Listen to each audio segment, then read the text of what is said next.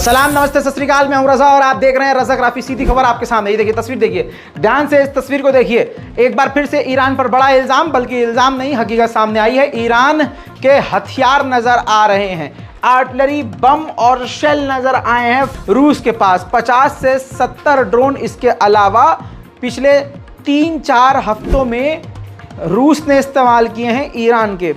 Iran कैमिकाजे drone लगातार दे रहा है और कैमिकाजे ड्रोन का इस्तेमाल सिविलियंस पर हमले के लिए इस्तेमाल कर रहा है रशिया, ऐसा यूक्रेन ने बताया है। दोस्तों, ये तस्वीर सबूत है कि ईरान लेटेस्ट हथियार, ताज़ा तरीन हथियारों की खेप रूस को दे रहा है। इसलिए यूक्रेन बुरी तरह से नाराज है। क्रीमिया रूस के इलाके में आता है और क्रीमिया को हॉस्टेज की तरह इस्तेमाल करना चाहता है यूक्रेन। यूक्रेन की ये जो प्लानिंग है, आपको बताता हूँ क्या है। यूक्रेन की प्लानिंग ये है कि क्रीमिया को किडनैप कर ले, पूरी तरह से घेर ले और क्रीमिया को अपने कब्जे में करने के बाद रूस से अपनी तमाम बातें मनवाए। बड़ी खबर यह है कि स्पेन के प्राइम मिनिस्टर यूक्रेन पहुंचे हैं। ये देखिए, ज़ेलेंस्की से उन्होंने मुलाकात करी है, जिसके बाद ये बात सामने आई है कि 21वां नंबर का ये देश है स्पेन, जो पूरी तरह से यूक्रेन को सपोर्ट कर रहा है नाटो में शामिल होने के लिए। स्पेन का भव्य स्वागत खुद ज़ेलेंस्की ने किया। उधर रूस के विदेश मंत्री सर्गेई लावरोव ने साफ और सीधे तौर से कह दिया है कि यूक्रेन आज़ादी से काम नहीं कर रहा है, यूक्रेन वेस्ट का गुलाम है। जैसे जैसे वेस्ट कह रहे हैं वो वैसे वैसे ही कर रहा है, इसलिए यूक्रेन से बात करने का कोई भी फायदा नहीं है। रूस ने यूक्रेन के कई सारे ड्रोन को हमला करके तबाह कर दिया है।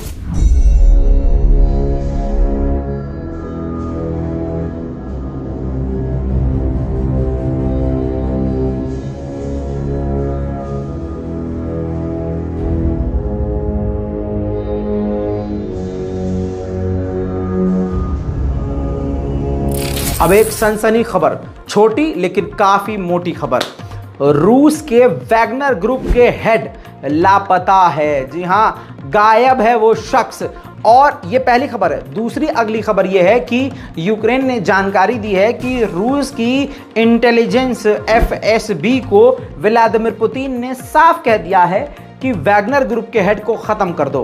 अब वो जिंदा है या मारे गए हैं इसकी जानकारी नहीं है और हड़कंप मचा हुआ है। रूस ने मारियोपोल को पूरी तरह से तबाह किया और फिर उसको बनाकर दोबारा से नया कर दिया और अब वो रूस और यूक्रेन के लोगों को दे रहा है। आइए उस नए नवेले मारियोपोल को आपको दिखाता हूं जिसे रूस ने बनाया है। Распаковка на хуторе у нас. Что-то там, а новенькую, только что выданную, красивейшую квартиру в ЖК «Изумрудный». Хотя он вроде как-то по-другому называется сейчас. Вот, кстати, это домики, где выдают ключи. Здесь это Невский, строится через дорогу. Там продолжение Невского. Что касается ключей, вот ключи от квартиры. Квартира номер 43. В моей руке они находятся. Я лично снимал. Квартира выдана нашей соседке с 3-го этажа, которая же... Видно отсюда. Тут я прошу прощения за голос. Простыл не вовремя. Итак, на чем мы остановились? Замечательная квартира, это вид из окна. В этих самых домиках, маленьких, в этих будках, находятся представители... उधर रशिया ने एक मीडिया आउटलेट को पूरी तरह से ब्लैकलिस्ट कर दिया है, बैन कर दिया है, क्योंकि वो रशियन मीडिया आउटलेट वैगनर के रिपोर्ट को पब्लिश कर रहा था और वैगनर के समर्थन में था। रूस यानी व्लादिमीर पुतिन की जो सरकार है इस वक्त जो भी छोटा एक्ट कर रही है वो वैगनर ग्रुप के खिलाफ कर रही है। ऐसा लग रहा है कि वैगनर ग्रुप को खुद रशिया अब खत्म कर देगा। वहीं रूस ने यूक्रेन के अलग अलग ठिकानों पर आर्टिलरी से खतरनाक हमले आज फिर किए हैं।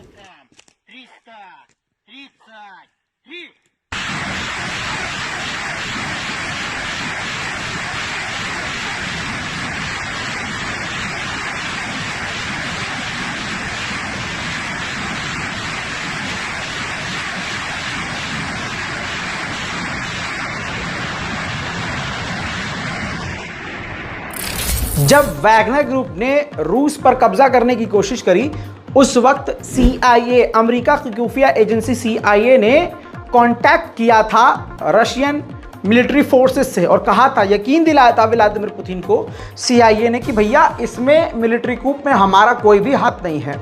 अब CIA के हेड ने कहा है कि ये वो मौका था जब सबसे बेहतरीन मौका है हम रूसियों को CIA में जासूस के तौर पर भर्ती कर सकते थे। यूक्रेन के एक स्कूल को रूस ने तबाह कर दिया, लेकिन इसके बावजूद यूक्रेन के उस स्कूल में ग्रेजुएशन सेरेमनी हुई है।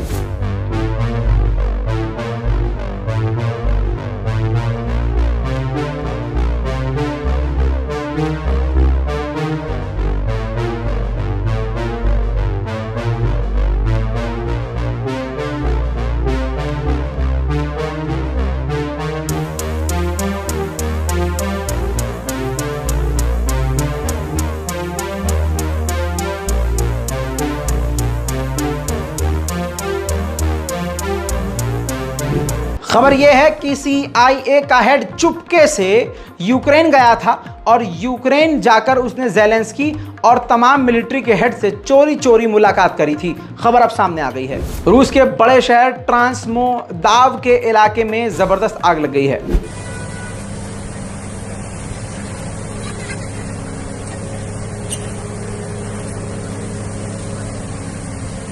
दोस्तों, बेलारूस ने भी बड़ा कदम उठाया है। बेलारूस ने एक ऐसा कानून पारित कर दिया है जिसके बाद अनफ्रेंडली मीडिया आउटलेट्स को, यानी जो रूस के खिलाफ, बेलारूस के खिलाफ ही रूस के अंदर, बेलारूस के अंदर रहकर खबरें चलाते हैं, उन मीडिया आउटलेट्स को वो पूरी तरह से ब्लॉक कर सकेगा, बैन कर सकेगा। उधर रूस के क्रीमिया में लगभग 9 किलोमीटर लंबा जाम लगा हुआ है। कहा जा रहा है कि यूक्रेन के हमले की वजह से ऐसा हुआ है। तस्वीरें आपके सामने।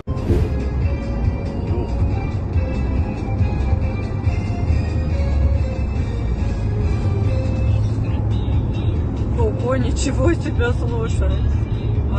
Обалдеть. Вот она где такая? Где заканчивается? Вот уже закончилась очень. दोस्तों, ज़ेलेंस्की ने कहा है कि वेस्ट हमसे रिजल्ट मांग रहा है कि आप कैसा हमला कर रहे हैं और कुछ अच्छा करके दिखाइए। तो ज़ेलेंस्की ने कहा है कि कीव को अब कुछ बड़ा और अच्छा और पुख्ता करके वेस्ट के देशों को दिखाना पड़ेगा। इस बयान से एक बात फिर से साबित हो गई है कि रूस के विदेश मंत्री जो कह रहे हैं कि वेस्ट के इशारों पर ताता थैया कर रहा है यूक्रेन, बिल्कुल सही है। इसके अलावा यूक्रेन के राष्ट्रपति ज़ेलेंस्की ने क्लियर वार्निंग दी है कि रशिया ज़ैपोरिज़िया के न्यूक्लियर पावर प्लांट पर हमला करने वाला है। वहीं मैदान जंग में रूसी टैंक जो दौड़ रहे थे, यूक्रेन के ड्रोन ने उनको ढूंढ कर तबाह कर दिया है। रूस को ये बड़ा नुकसान है।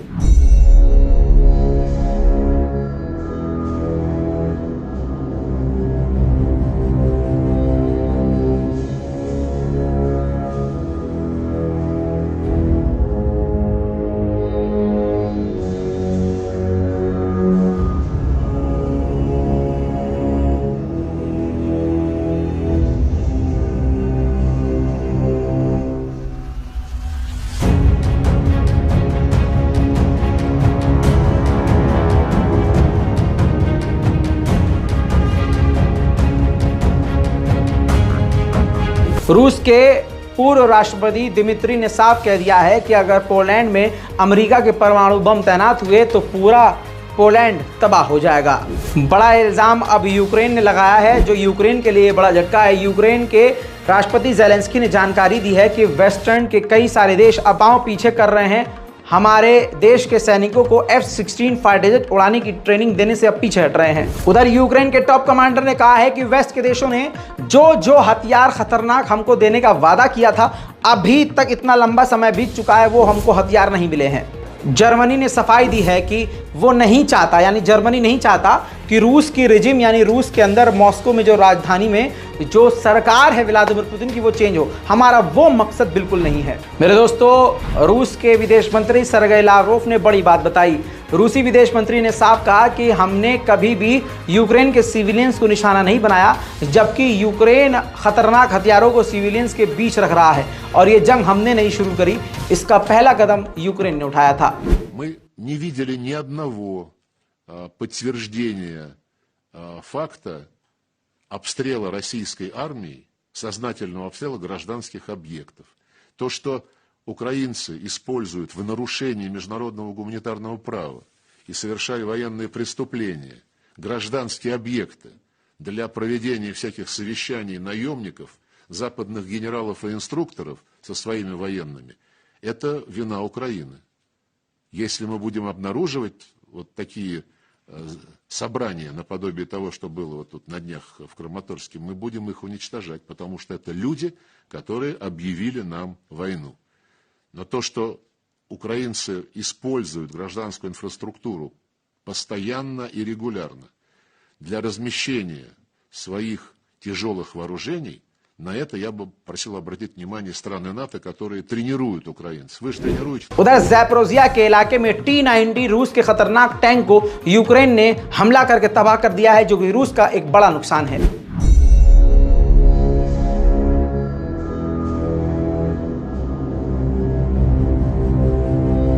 बैखमत पूरी तरह से बर्बाद हो गया है। यूक्रेन और रूस का ये मैदान जंग था। आइए बैखमत की ड्रोन तस्वीर दिखाता हूं, जिससे बैखमत का ताज़ा हाल आपको खुद नजर आ जाएगा।